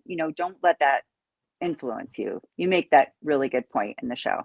Yeah. Yeah. I mean, also, when you go into locations, I find out that some psychics give a name to a spirit in certain locations. And instead of paranormal people going in and trying to go in fresh, they'll pick up on that name, and all night long, all they'll do is X that one specific name. Right. I mean, just go in and see what you could get. Start fresh. Instead Yeah. of what everybody else got in the past. So just see what you could get. Go in open-minded. Right. Don't go in closed-minded with somebody else's evidence and stuff. Just go in. Unless you got evidence in the past that you want to verify, okay. But go in fresh on every investigation. Right. So Yeah, that's it's a what great I point. feel. Yeah. And So go that in was the during big. and go in. Oh, I'm sorry. No, good. I'm so excited about this episode. Yeah, These go episodes, ahead. like, and go You in during the day, like you guys. Like my project right now is I'm working with Richard Moschella. We're doing outdoor investigations in the woods. You were talking about elementals. Again, no spoilers. In this type of thing, we've been really focused on that type of thing lately, and doing Mhm. daytime investigations out in the middle of the woods, and you wouldn't believe what we get. Kind Yeah. of thing. The spirit world You does don't, not care if it's dark or light out. which I was so excited when I saw you guys out there in the afternoon, kind of thing. Yeah. And We it weren't was trying to great. make it scary for the sake of being scary, because the truth of what occurred in that location is far scarier than two Of guys course. stumbling around in the dark. Mhm. In the Right, always future, is. in the future, traditional ghost hunting in the dark will probably be utilized for Phantom Forensics because it's a part of our culture and what we do. But definitely Sure.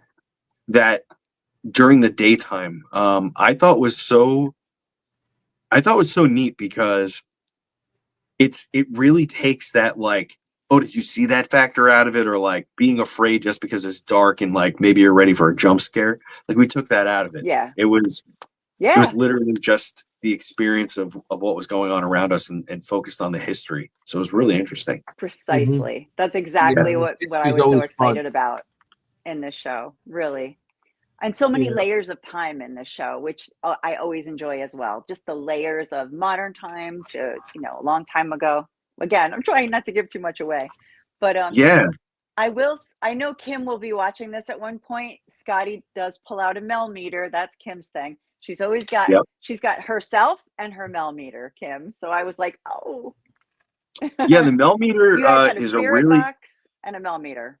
yeah, we were keeping it basic. Of course, I had a bunch of equipment with me, but we decided that we would focus more on the things I was perceiving versus the claims that were being made in the third chapter of the apartment that we were in, and of course the Yeah. history. And if something would have called for a REM pod or some EVP work, we would have done that. But really, it wasn't necessary for that particular set of circumstances, right? So that's the other thing I think is investigators a lot of times we get hung up on all the things that we've spent a lot of money on, right? Going into places and Mhm. setting up Yeah. all of our equipment and we're all guilty of it. All of us. I have cases of stuff. Mhm. Sure. We all do. So, Yeah. but really, when and it's not to be like smug or like put your ego into it, but like you are all of us, everybody. We are our own best piece of equipment when we go into a place that's haunted, or allegedly haunted, right? You can Mhm. feel it when you walk in if you really like pay attention.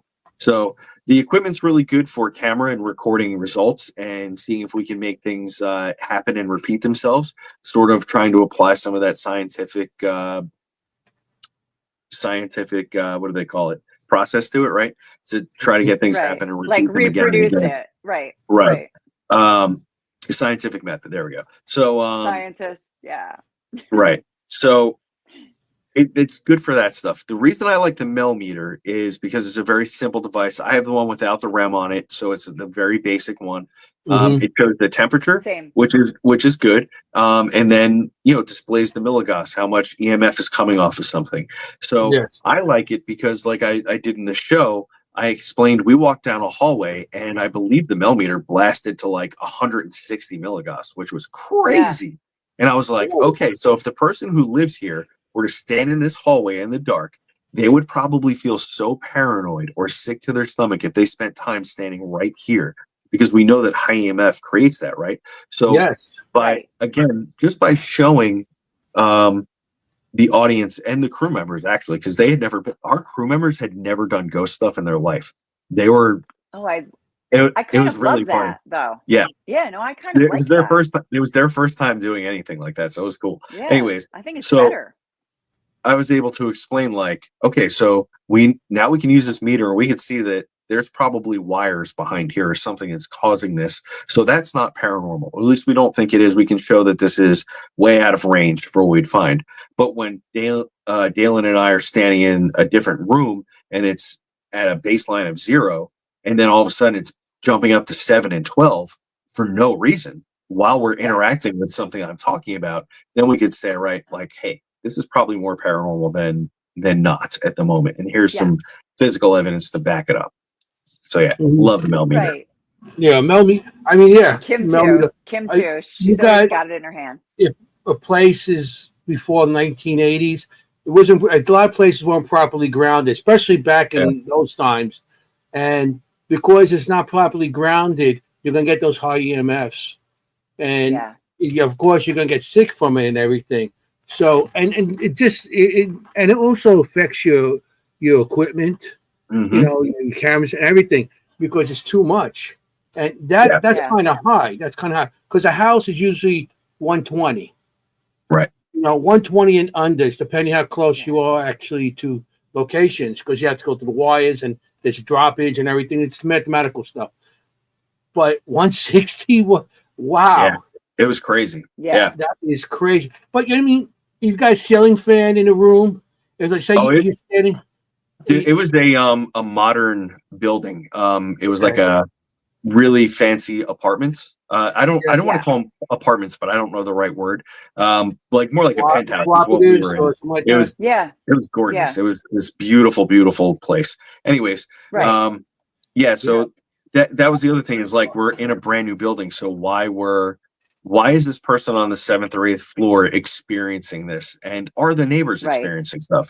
So we Yeah. did Right. speak to some neighbors that were kind enough to have us in, and we spoke with them, and there was stuff that I picked up on that didn't make the show because they were very private.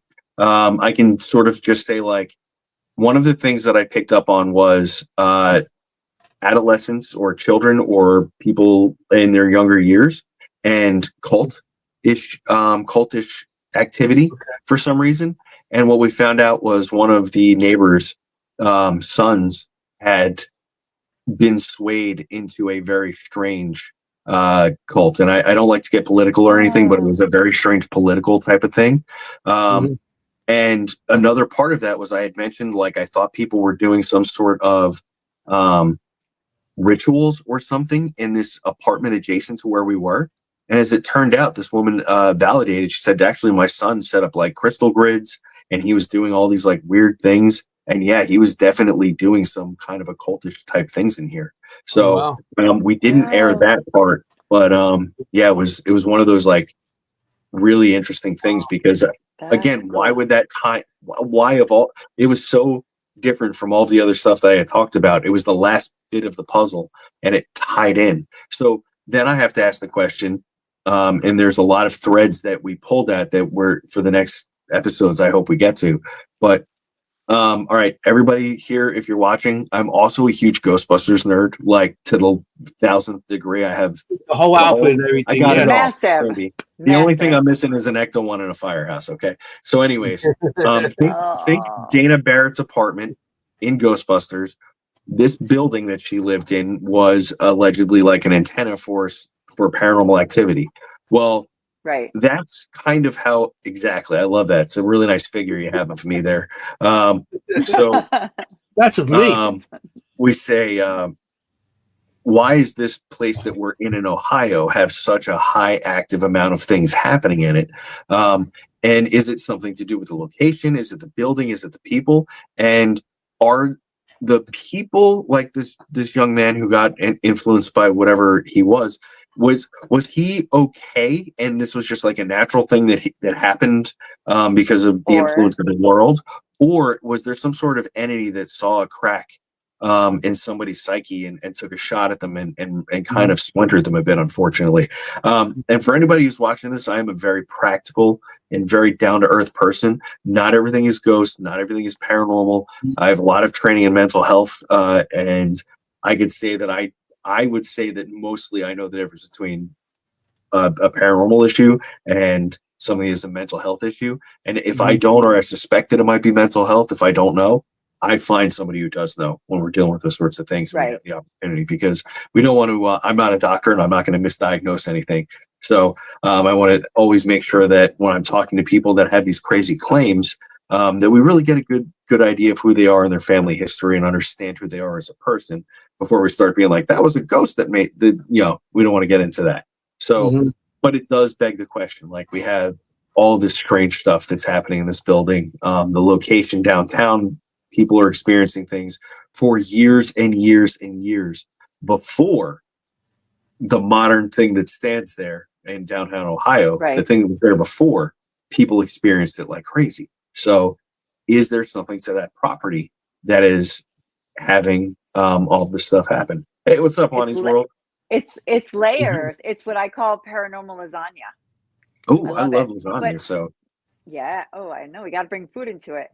I love that you also bring up in the show that the neighbors aren't talking to each other about it.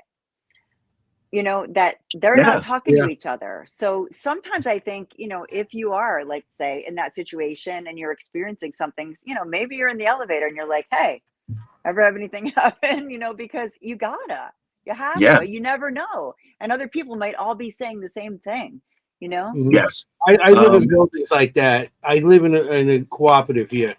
And you don't talk to neighbors about ghosts unless now they're starting to talk to me because they see me with the jacket, paranormal on my jacket, on my The ghost paranormal ghost stuff. guy. Yeah, the ghost guy, and whatever But they call me these days. They his know. car has a Yeah. sticker that says "I see The ghosts." ghost I think they cannoli know. or something like that. I don't know what Nice.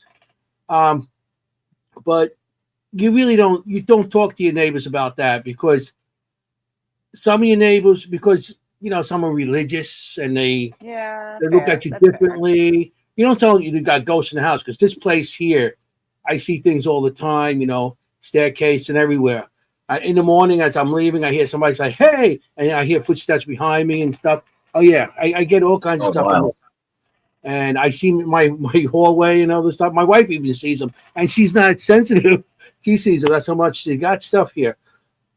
But you don't really get in the elevator and say, "Hey, what's up? Did you see that ghost last night?" It doesn't work that way, because some people don't believe it, and plus you got all different types of religions, and people just look at you. I mean, to this day and age, because we're in the community that we talk about it, and we look at each other like, "Wow, that's cool," and stuff.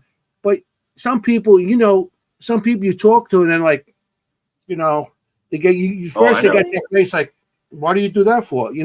Oh, I'm sure. It's not like you're going to talk to your neighbors about what's going on with the ghost situation. I would, but they already know I'm nuts, so it doesn't matter. Yeah. So they pretty much know I'm crazy. So, but you must experience that, Scotty. Like, different reactions from different people. But hey, you know what? You got to be you in the end. Yeah. Yes. I always tell people, don't labels aren't great. So if you don't, they're not. if somebody's uncomfortable with that part of me, we don't have to explore that at all as friends or relations or anything like that. If they don't want to talk about ghosts, I hope you like talking about cars or what's been on TV, because those are the other two things that I really enjoy. So, I could talk all day about those things as well. Yeah. Or donuts. Exactly. Donuts. Yeah. You got to be well-rounded. Ronald Lourdes bought 24 donuts you missed this weekend. Oh, they did. Son of a gun! I had to work. You guys always and have fun when I'm they working. brought your donut too, with the paint on and everything. They had a couple of those. Sorry, I couldn't come, guys. That stinking work. The place always has me coming in. They won't pay me unless I show up. Oh, it's so What's stupid. wrong with them? I don't know. It's I know. Come on. Come on. So can you explain how the next episode is going to work? Because I definitely want people to go watch this. Man, I would love to be able to tell you. Like I said, I don't know.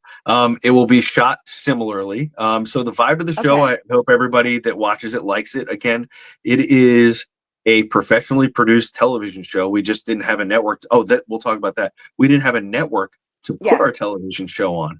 So we said, you know what? Myself, Kay, my producer, and the production house, Elevation is the name of the production house. The three of us decided we were going to form our own network. So we have a network on YouTube. It's called the Signal Network. It's where you can find Phantom Forensics. And right now we are looking for programs like this. So for those folks out there who might have a podcast, or if you're a YouTuber or some sort of, you have some sort of channel that doesn't get a lot of love, but you put a lot of work into and you'd really like to see it do better, what we're doing is we're taking your shows that you've already made and put love and hard work into, but you're having difficulty with the YouTube algorithm.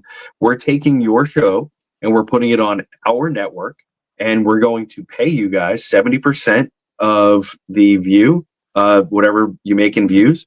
We take 30% and put that back into the network to get more shows going and make more episodes of the really professional stuff.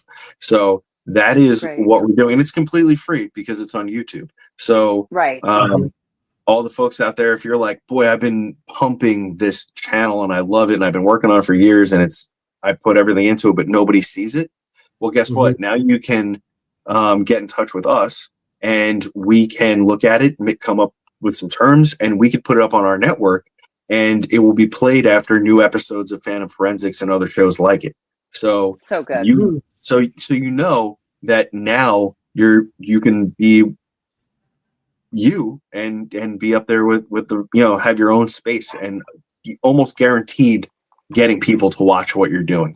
So that's what that's where the end of the TV industry has kind of brought us. And so that's we literally have formed our own network, and we're going to be I can't talk about all the cool stuff, but there's a lot. I'm very blessed, and I know. boy, did we step in the So right cool. direction on this. So for the next episodes of Phantom Forensics, there are things I'll give the last clue on something that I talked about, and how it came about, and then how I can only speculate like you guys. I'm in the dark. I have no idea, but I speculate that we will be following this clue. So, Dalen and I will get back together with a third and maybe even a fourth cast member. We have a couple people that we really want to. By the way, Hey, why everybody not? no, this is, by the way, as I'm talking to everybody about this, one of the best things about what we're doing is there's nobody in a network really that can tell us no. So if I decide that I want to have whoever I want on my TV show, nobody can say no because I'm the boss. So I can bring all of my amazing friends, that I've made so far in all these like we can really do some really positive, amazing work with this. It's just going to be a team effort. So anyways, that's what we're doing with the Signal Network. With the Phantom Forensics, at the beginning of the first episode, or the first chapter of Phantom Forensics, we're down by the river, and I talked about seeing a woman who was down by the riverbank, and she was screaming for help, and she's asking desperately for help, and she tells me her child is in the river. He's in the water. And I'm like, wow, what am I going to do with this? And I start talking about it. And as I said it, I'm talking about it, I can see it. And what was interesting was we didn't follow that lead that day. We went on and did other things. Yeah, it came to a dead end there. I didn't know why, because it was a very powerful vision. So I didn't go after it or say anything more at the moment, because I have the utmost trust in Kay and Dalen to make sure that we're getting what we need. And if they didn't want to follow that, that is what it is. I'm okay with it. Well, right. Later on, after we shot everything, I found out why they didn't say anything, because they didn't know. Oh. So I was talking about something that they didn't find in their research at all. And as it turns out, we had a couple people researching for us. So while I was talking about it, they were like, we don't know what he's talking about. So we didn't follow that lead. And come to find out,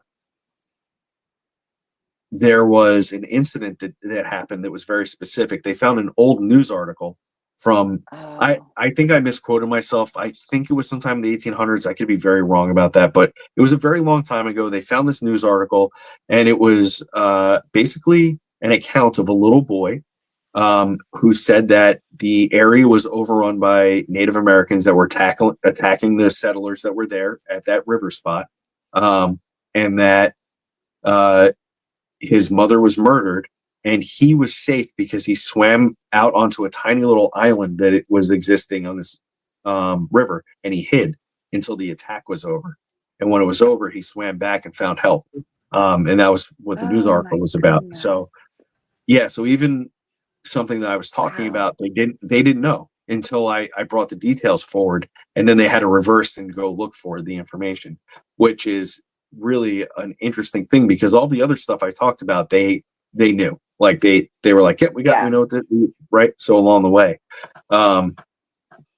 so I hope we're going to follow that, but we have a really amazing additive behind the scenes, and who I don't know if will make an appearance on screen, but this gentleman, who is a historian for the area, has been working very closely now with our producer.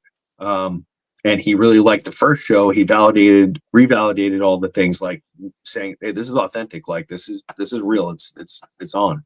So now we have him, and he knows so much about the area that now when we go, it'll be very difficult for me to come up with stuff that they can't follow.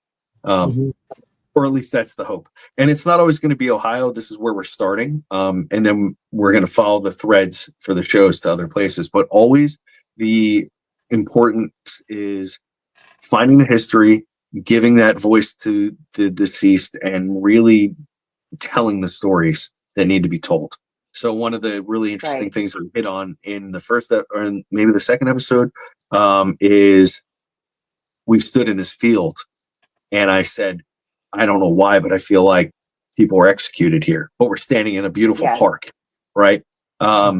And then we find out Right. later that I'm standing Oh, where an execution spoilers, house used to spoilers, be. spoilers. Yeah, it's okay. Spoiler alert. Spoilers. It's okay. Okay, It's sure. it's one small spoiler for the whole thing. Okay, So okay. you'll find out that there was a death house that people were, and this is why it's Yeah. cool. That's not cool. That's not a great thing. But Yeah. the first person in Ohio who's ever executed was executed on that spot. Right So, there. Wow. Which was yeah. like, that was such a cool twist. Like Right, when yeah. they said that, I was like, oh. Right. So isn't that neat? Because like So you said, it's not the surface. You got to go past the surface. Like you're looking at a Yep. beautiful park, Mhm. Yep. but that's not what you was see. there. Yeah. Yeah, that's not what So it you're was seeing. so cool to have that. So then, was amazing. after the shoot's all done, I was like, well, that's really interesting. I want to know more about that. So then I found the name of the person, and I was like, it would be really cool because the person who was put to death and swore up and down that he was innocent. Like I think that most do. But as I'm reading his account, I'm thinking about it as a police officer, and I'm like, this sounds like he was actually innocent. And he kind of just got railroaded. It was weird. So I would love to go back and see if we can communicate with him and see if we can get some information to come through to help us. Maybe he'll come clean because he did it, or maybe he'll be like, this is the direction you should look. So it's another great thing about the show. It's not a cookie cutter thing. You're not going to just see us go into, the same old locations over and over again as all these TV shows have done for 20 years. Right. We're going to new places you've never heard of. And the less haunted looking, the better, in my opinion, because I love showcasing the fact that you could be sitting in a gymnasium somewhere, but for all you know, what was there 100 years ago was, Yes. a murder swamp or something. Who knows? Right. Yeah. And you wouldn't believe You go it. down You the wouldn't believe subways in New it. York. When I used to take the train in, I used to see stuff on the train all the time, or at stations. Wall Street Station was unbelievable with things going on there, or constant in that area. It's like it doesn't matter where you are. And Yeah. That's a great something, example. just whatever Yeah. happened there. That's crazy. True. So true. Yeah. And I love that it's like a spider web, like this show. Like, like you said, I get frustrated when, it's just like a tied up in a bow, like one thing, and when investigations to me are investigations, they Yes. go where they go. You follow them where they go. Producer K is going to love to hear you say that, because that was one of our main things when we were developing this show, is that in the paranormal world, there is no pretty bow. There never is. No. If it's, No. I don't want to say never. Never is too absolute, but seldom is there a final answer for the things that we are looking for. It generally will lead you into another direction and something else to look at. So most investigations are abandoned and not really finished, right? So that's why what we're doing is special, because for all I know, we could shoot six more episodes of this, and it could lead us out to the middle of Montana, but then in Montana it shoots us back to Ohio. I have no idea. I don't know where it's going to go. So that's kind of how Phantom Forensics is going to roll. Yeah, and it's just going to be part of your show. And we can bring in people who are specialists as we go, and it's not always big name celebrity folks that we know. It's going to be people like you and Anthony and Ron and Lourdes, and people that have been grinding away, that deserve some time in front of a camera and telling their part of the story and being important for what we're doing. And everybody has a special space for that, so that's part of what we want to do. And I want to make 1,000 of these episodes.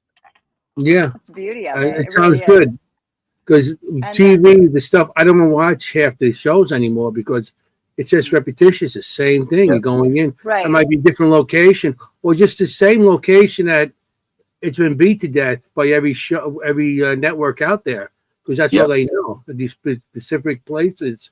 So, and I like the concept that you can go somewhere new and fresh, and and follow it. Yeah, and follow bring in it where it people that leads. that the best that have part. been around for a while that trying to do. Lourdes. Great. Lourdes is absolutely right, as always. Yep. Perfect. New Perfectly concept. said. That's what we need. We need new blood. Yeah, I love Well, it. show. I love it. I'm I old love blood, the show. but Everybody watch it. Watch it, Well, watch it, you're watch old it. blood, I so love it. it's still, but Here's my fangirl. He's going to tease yeah, me. My fangirl fangirl. segment. She's Fangirl. always a fangirl. Fangirl. So I and do love it, though. if anybody watching wants to help support us a little bit more, again, it's free to watch on YouTube, but we have this thing where you can go to phantomforensics.com and you can I'll put get that in the chat. a digital package with physical items. So we have different packages that have things like you get the show uninterrupted with commercials. You get like one package has patches and stickers for the show. Then another one has I forget what other cool stuff, but we have like a blanket. And then if the higher up the package you get, one has we'll have a virtual Q&A with Dalen and I. So we have a Zoom meeting set up where you can come on with us and, you can talk to us and hang out with us on Zoom. And then another one where I have a virtual gallery reading. So that's going to be set up here in the very near future as well. So if you guys want to help support the show, and just so everybody knows, none of this money is going back to us. This money is going and getting rolled into making the next episodes. So we literally need everybody to watch the show, share the show. And if you have, a couple bucks in your pocket and you want to support us and get something back, phantomforensics.com, check out the website. Big shout out to Elevate out in Ohio. They did a fantastic job getting the website set up. The editing is superb on the show. The music, like everything. So everybody knows, just so like the paranormal stuff is really great too. But just so you all know, like we had the guy who edited our show. He also helped edit like one of the big movies that sticks out for me is Insidious. So he's a professional editor. Oh. So the reason the editing looks so good is one, because Miss Kay, who's a fantastic producer, and this gentleman Eli, who helped edit everything. And he's worked on some really big projects in the past. So then we had our own music made for the show. So that's why it has its own vibe. It's not stock music. We came up with that. Thank you. Good. That was Kay. She loved the music, and she had great direction on that. And just the whole vibe of the show. Something people really liked was I really like reading is when we run the spirit box, all the random letters and numbers that are generated at the bottom, and then the word shows up when we hear it. So I thought that, it's just like cool stuff like that you'll continue to see us use and evolve, and it's going to get better and better. But we need support for that to happen. So for anybody out there, please go. And then go to it. I've teased this before. We have other people that Dalen knows that have been on TV together, and I know they're very interested in doing some more projects. Dalen has something fleshed out already. So if we can get Fan Forensics moving, we can get this other project moving. Then we have a huge project sitting ready to go. And it is Bigfoots and aliens and government cover-ups and conspiracies, and not just talking about them like they do on History Channel, active investigation into this stuff. We have it developed with two really great guys signed on. We have them. We just need this to work. So everybody's watching again. This is literally the paranormal network and beyond for everybody who's been missing that. Like, we're doing it, and we're not having the big wigs tell us what we can and can't do. We're making paranormal TV for us, for the people who want to see it and want to watch it. So that's funny, because when Dalen, I interviewed him, and that's what he says. Where to go? Because we were talking about how the shows and stuff and how to produce. He goes, where to go is go on YouTube. Yep. Because you have nobody telling you what to do. And everybody I spoke to that, celebrities and stuff like that, that's always their thing. It's like network always tells them. Some guy in a suit sitting in the office has nothing to know about paranormal, telling them what they should do. Right. So one of the things when Kay and I have developed quite a few ideas for shows over the years, stuff that has made it to the top echelon of paranormal and television networks for approval. and basically like they were yeses until the very last person. Like one executive was like, we could say yes to this if Scott could guarantee that he finds a body at the end of every episode. And we Oh, were you're like, kidding wait a me. minute, you guys want me to agree that I will be able to find you a dead body at the end of every episode? That's ridiculous. I was like, the chances of that happening are 1 in a billion. Yeah. And for whatever reason, but no, we can't agree to that, so we couldn't make that show. That's- and it was sad because it was the whole concept of the show was great, and you didn't need a dead body at the end No. for it to be great. No. You That's do the not what we're episode doing here. in the graveyard. Go to a grave. Say, there's a dead body. Yeah. So Oh now, my gosh, at the end of that's ridiculous. yeah, so now we're not going to have anybody saying that to us. Now it's going to be me. I'm one of the 3 people you're going to bring your show to me, and I'm going to say, I love this. We're always going to tell you the truth. Nothing's made up. And integrity is the key word here, right? So if you want to tell me a really great story and you do all your hard work and all that, we can put it up and you can present it and it's all yours. We're not going to tell you no. We're just going to say it with the paranormal stuff, always have integrity, because once you lose that, you're beat. So yeah, that's For sure. that's what it's about at this point, I love it. Yeah. And I love that it rolls. Like that's just the way I think of it when you explain it. Like one thing rolls into the next, Good. The good rolls into more good. I know. Sup, ghost? Come on. Oh, you want me to say it? We need it. I'm a little parched. I'm a little parched. I don't know. We got 4 minutes. We got 4 minutes. Maybe he'll have to stick around till the end then, I guess. You gotta stick around. All right. Maybe there's no ghosts. There's always ghosts. Everybody want to do it. Look. Do it. They're like, do it. Oh, Melissa Blackman wants me to. What's up, Melissa Blackman? How are you? Sup, Melissa? Sup, Melissa? Oh. Sup, Melissa? Goats? No. And a ghost donut joke. I don't have any good ghost donut jokes right now. They're all putting you on pretty the spot. dry. Yeah. Everybody's putting you on the spot. Yeah, how about that? Everybody's putting on the spot. It's okay. I mean, we will spread the word. We will spread the word, because we love what you're doing. And we love hanging out with you. After we get off here tonight, I'm going to go check it out. And again, for all of everybody watching, and everybody watching now and in the future, it doesn't have to be paranormal. If you have like a cool show that you do about skateboarding or painting or like whatever, we're just looking for quality content from people who are passionate about what they're doing, that are not getting their time in the spotlight because they have no idea how to tackle the YouTube algorithm. We did that already, and we're looking for content to put up so that we can expand our brand and bring amazing creators to the front and get them paid immediately. So that's the other good part, right? So I know a lot of people struggle with YouTube, and it's very difficult to get a foot in the door, and it takes everything sometimes. We don't have the time to do it. So if you've put all the hard work into the storytelling and the video stuff, we can get you up or monetized. So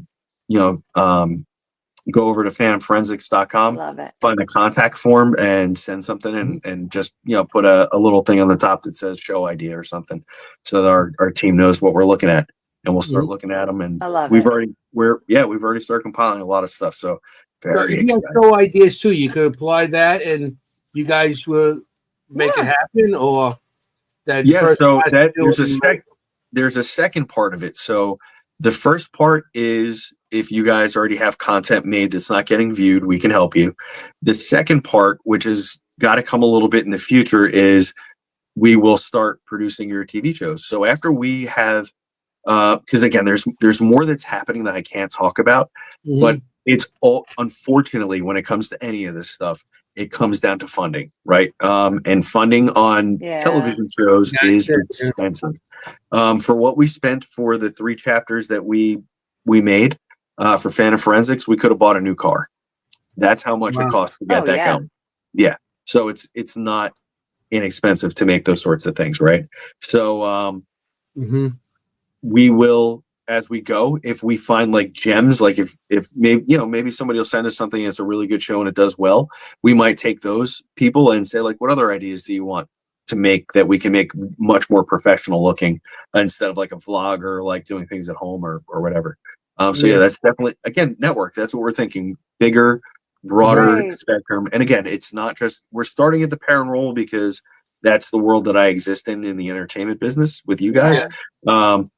But then it will expand because we want to do mind and consciousness. We want to do, again, like I love cars. So I want to do a channel, a broadcast channel for vehicles and cars and stuff that's completely detached from any paranormal stuff, and it'll be whatever we want it to be. So it's going to be really good. Something So that you're That's very great. yes. I love it. Thank you. It's good So stuff. for my buddy Ron, sup, ghosts? There There you go, buddy. I love it. we You got the gotta 2 have hour it. mark here. So There Oh we my go. gosh, that went fast. we That got went so fast. yes. Whoa. It did go fast. It Scotty, did. you were amazing You- guest. We really enjoyed having you on tonight. Well, I thank you for know, having it's me. just It's a so I pleasure. mean, It's so it was good to great. spend time with you. I haven't seen you lately, so it's been good to spend time. But I'm sure I'll see you soon. Yes, Probably I at will the be. Shanley. Yep, I'll be at the I'm not a guest, but thanks to the Shanley actually, and one of my very nice friends, Jay Quellen, I will be at the Paracon in Farmingdale, New Oh Jersey. yeah. Hanging out. Dave Schrader is going to be there. It's a cryptids and UFO and I'm paranormal going to be thing. there too. I'll see you then. Saturday. He'll be there. So- That's This Saturday. Saturday. Okay. So this Saturday, thanks to the Shanley Hotel and my friend Jay Quellen, I got a set of tickets. So I'll be there with my buddy Brian. Yep, my buddy Brian McCauley, Oh, who's nice. a longtime paranormal investigator as well. So we're going to be hanging out and rubbing elbows with some of you guys. It's going to be great. I love it. I love it. Yep. Anthony will be there. I'll this be is there. This Saturday. Yeah, Yep, the this 7th. Saturday. Ron Yeah. and Lois Yep. will be there too. They're speaking. And Ron and Oh, Lois nice. are speaking. All right, good. You guys can Yeah, introduce me to the person who runs the joint. Yeah, Nice. yeah. I mean, it's my first time there, so I'm setting up my stuff for my pictures. So Awesome. Can't wait to see it. drawings. It's gonna be one of my I got displays and everything now. It's like, oh wow, Oh, yeah, I'm trying to move up with that. You know, I'm like his assistant now. I set up his stuff and I show people. I'm like Vanna White. I'm like, look, spirit art. That's so So- awesome. I love it. I'm Teamwork. still getting things in, and we were past the 2 hour mark. I know. So we Scotty, definitely have to end the show. Sorry, we're Thank 2 you. hours, Thank 2 you. minutes. Thank you. You know, Thank you for your show. Thank you Yes. for coming. Thank Thank you for you. this great new show that I really Mhm. enjoyed so far. And Thank you so now much I'm for like, your time, nerds. now it's like I gotta have episode 4 though. That's the yeah, only problem. I'm gonna watch it tonight when I coming. get off. You know, Okay. Yep. again, Yeah, 'cause thank you're you for like, being leave on. it on that cliffhanger there. Like, I wanna- now we have to do this. Okay, ready. I want to thank everybody that showed up tonight. We got Ron Lourdes, Oh, so Twin. many. What was it? A lot of people. So I can't even go so many back. 'Cause people. Everybody's still throwing things in. All the names are going up, so I can't even see exactly everybody on. But I Thank want you, to thank everybody, for watching. Thank you for We have a watching. great It was a great audience, night. and you know? they're gonna help out. They're gonna help Thank out. you. Okay. Thank you for everything. Thank you for showing. Scotty, don't leave yet. Okay. We're gonna have an after party. Okay. No, Um, sit tight. Thank you for everything, people. Everybody in the audience. We just got to tell you, you got to be safe out there. You want to look for ghosts. You don't want to be a ghost. Forget about it. Ciao, familia. Good night. Bye, everybody. Hey, how you doing?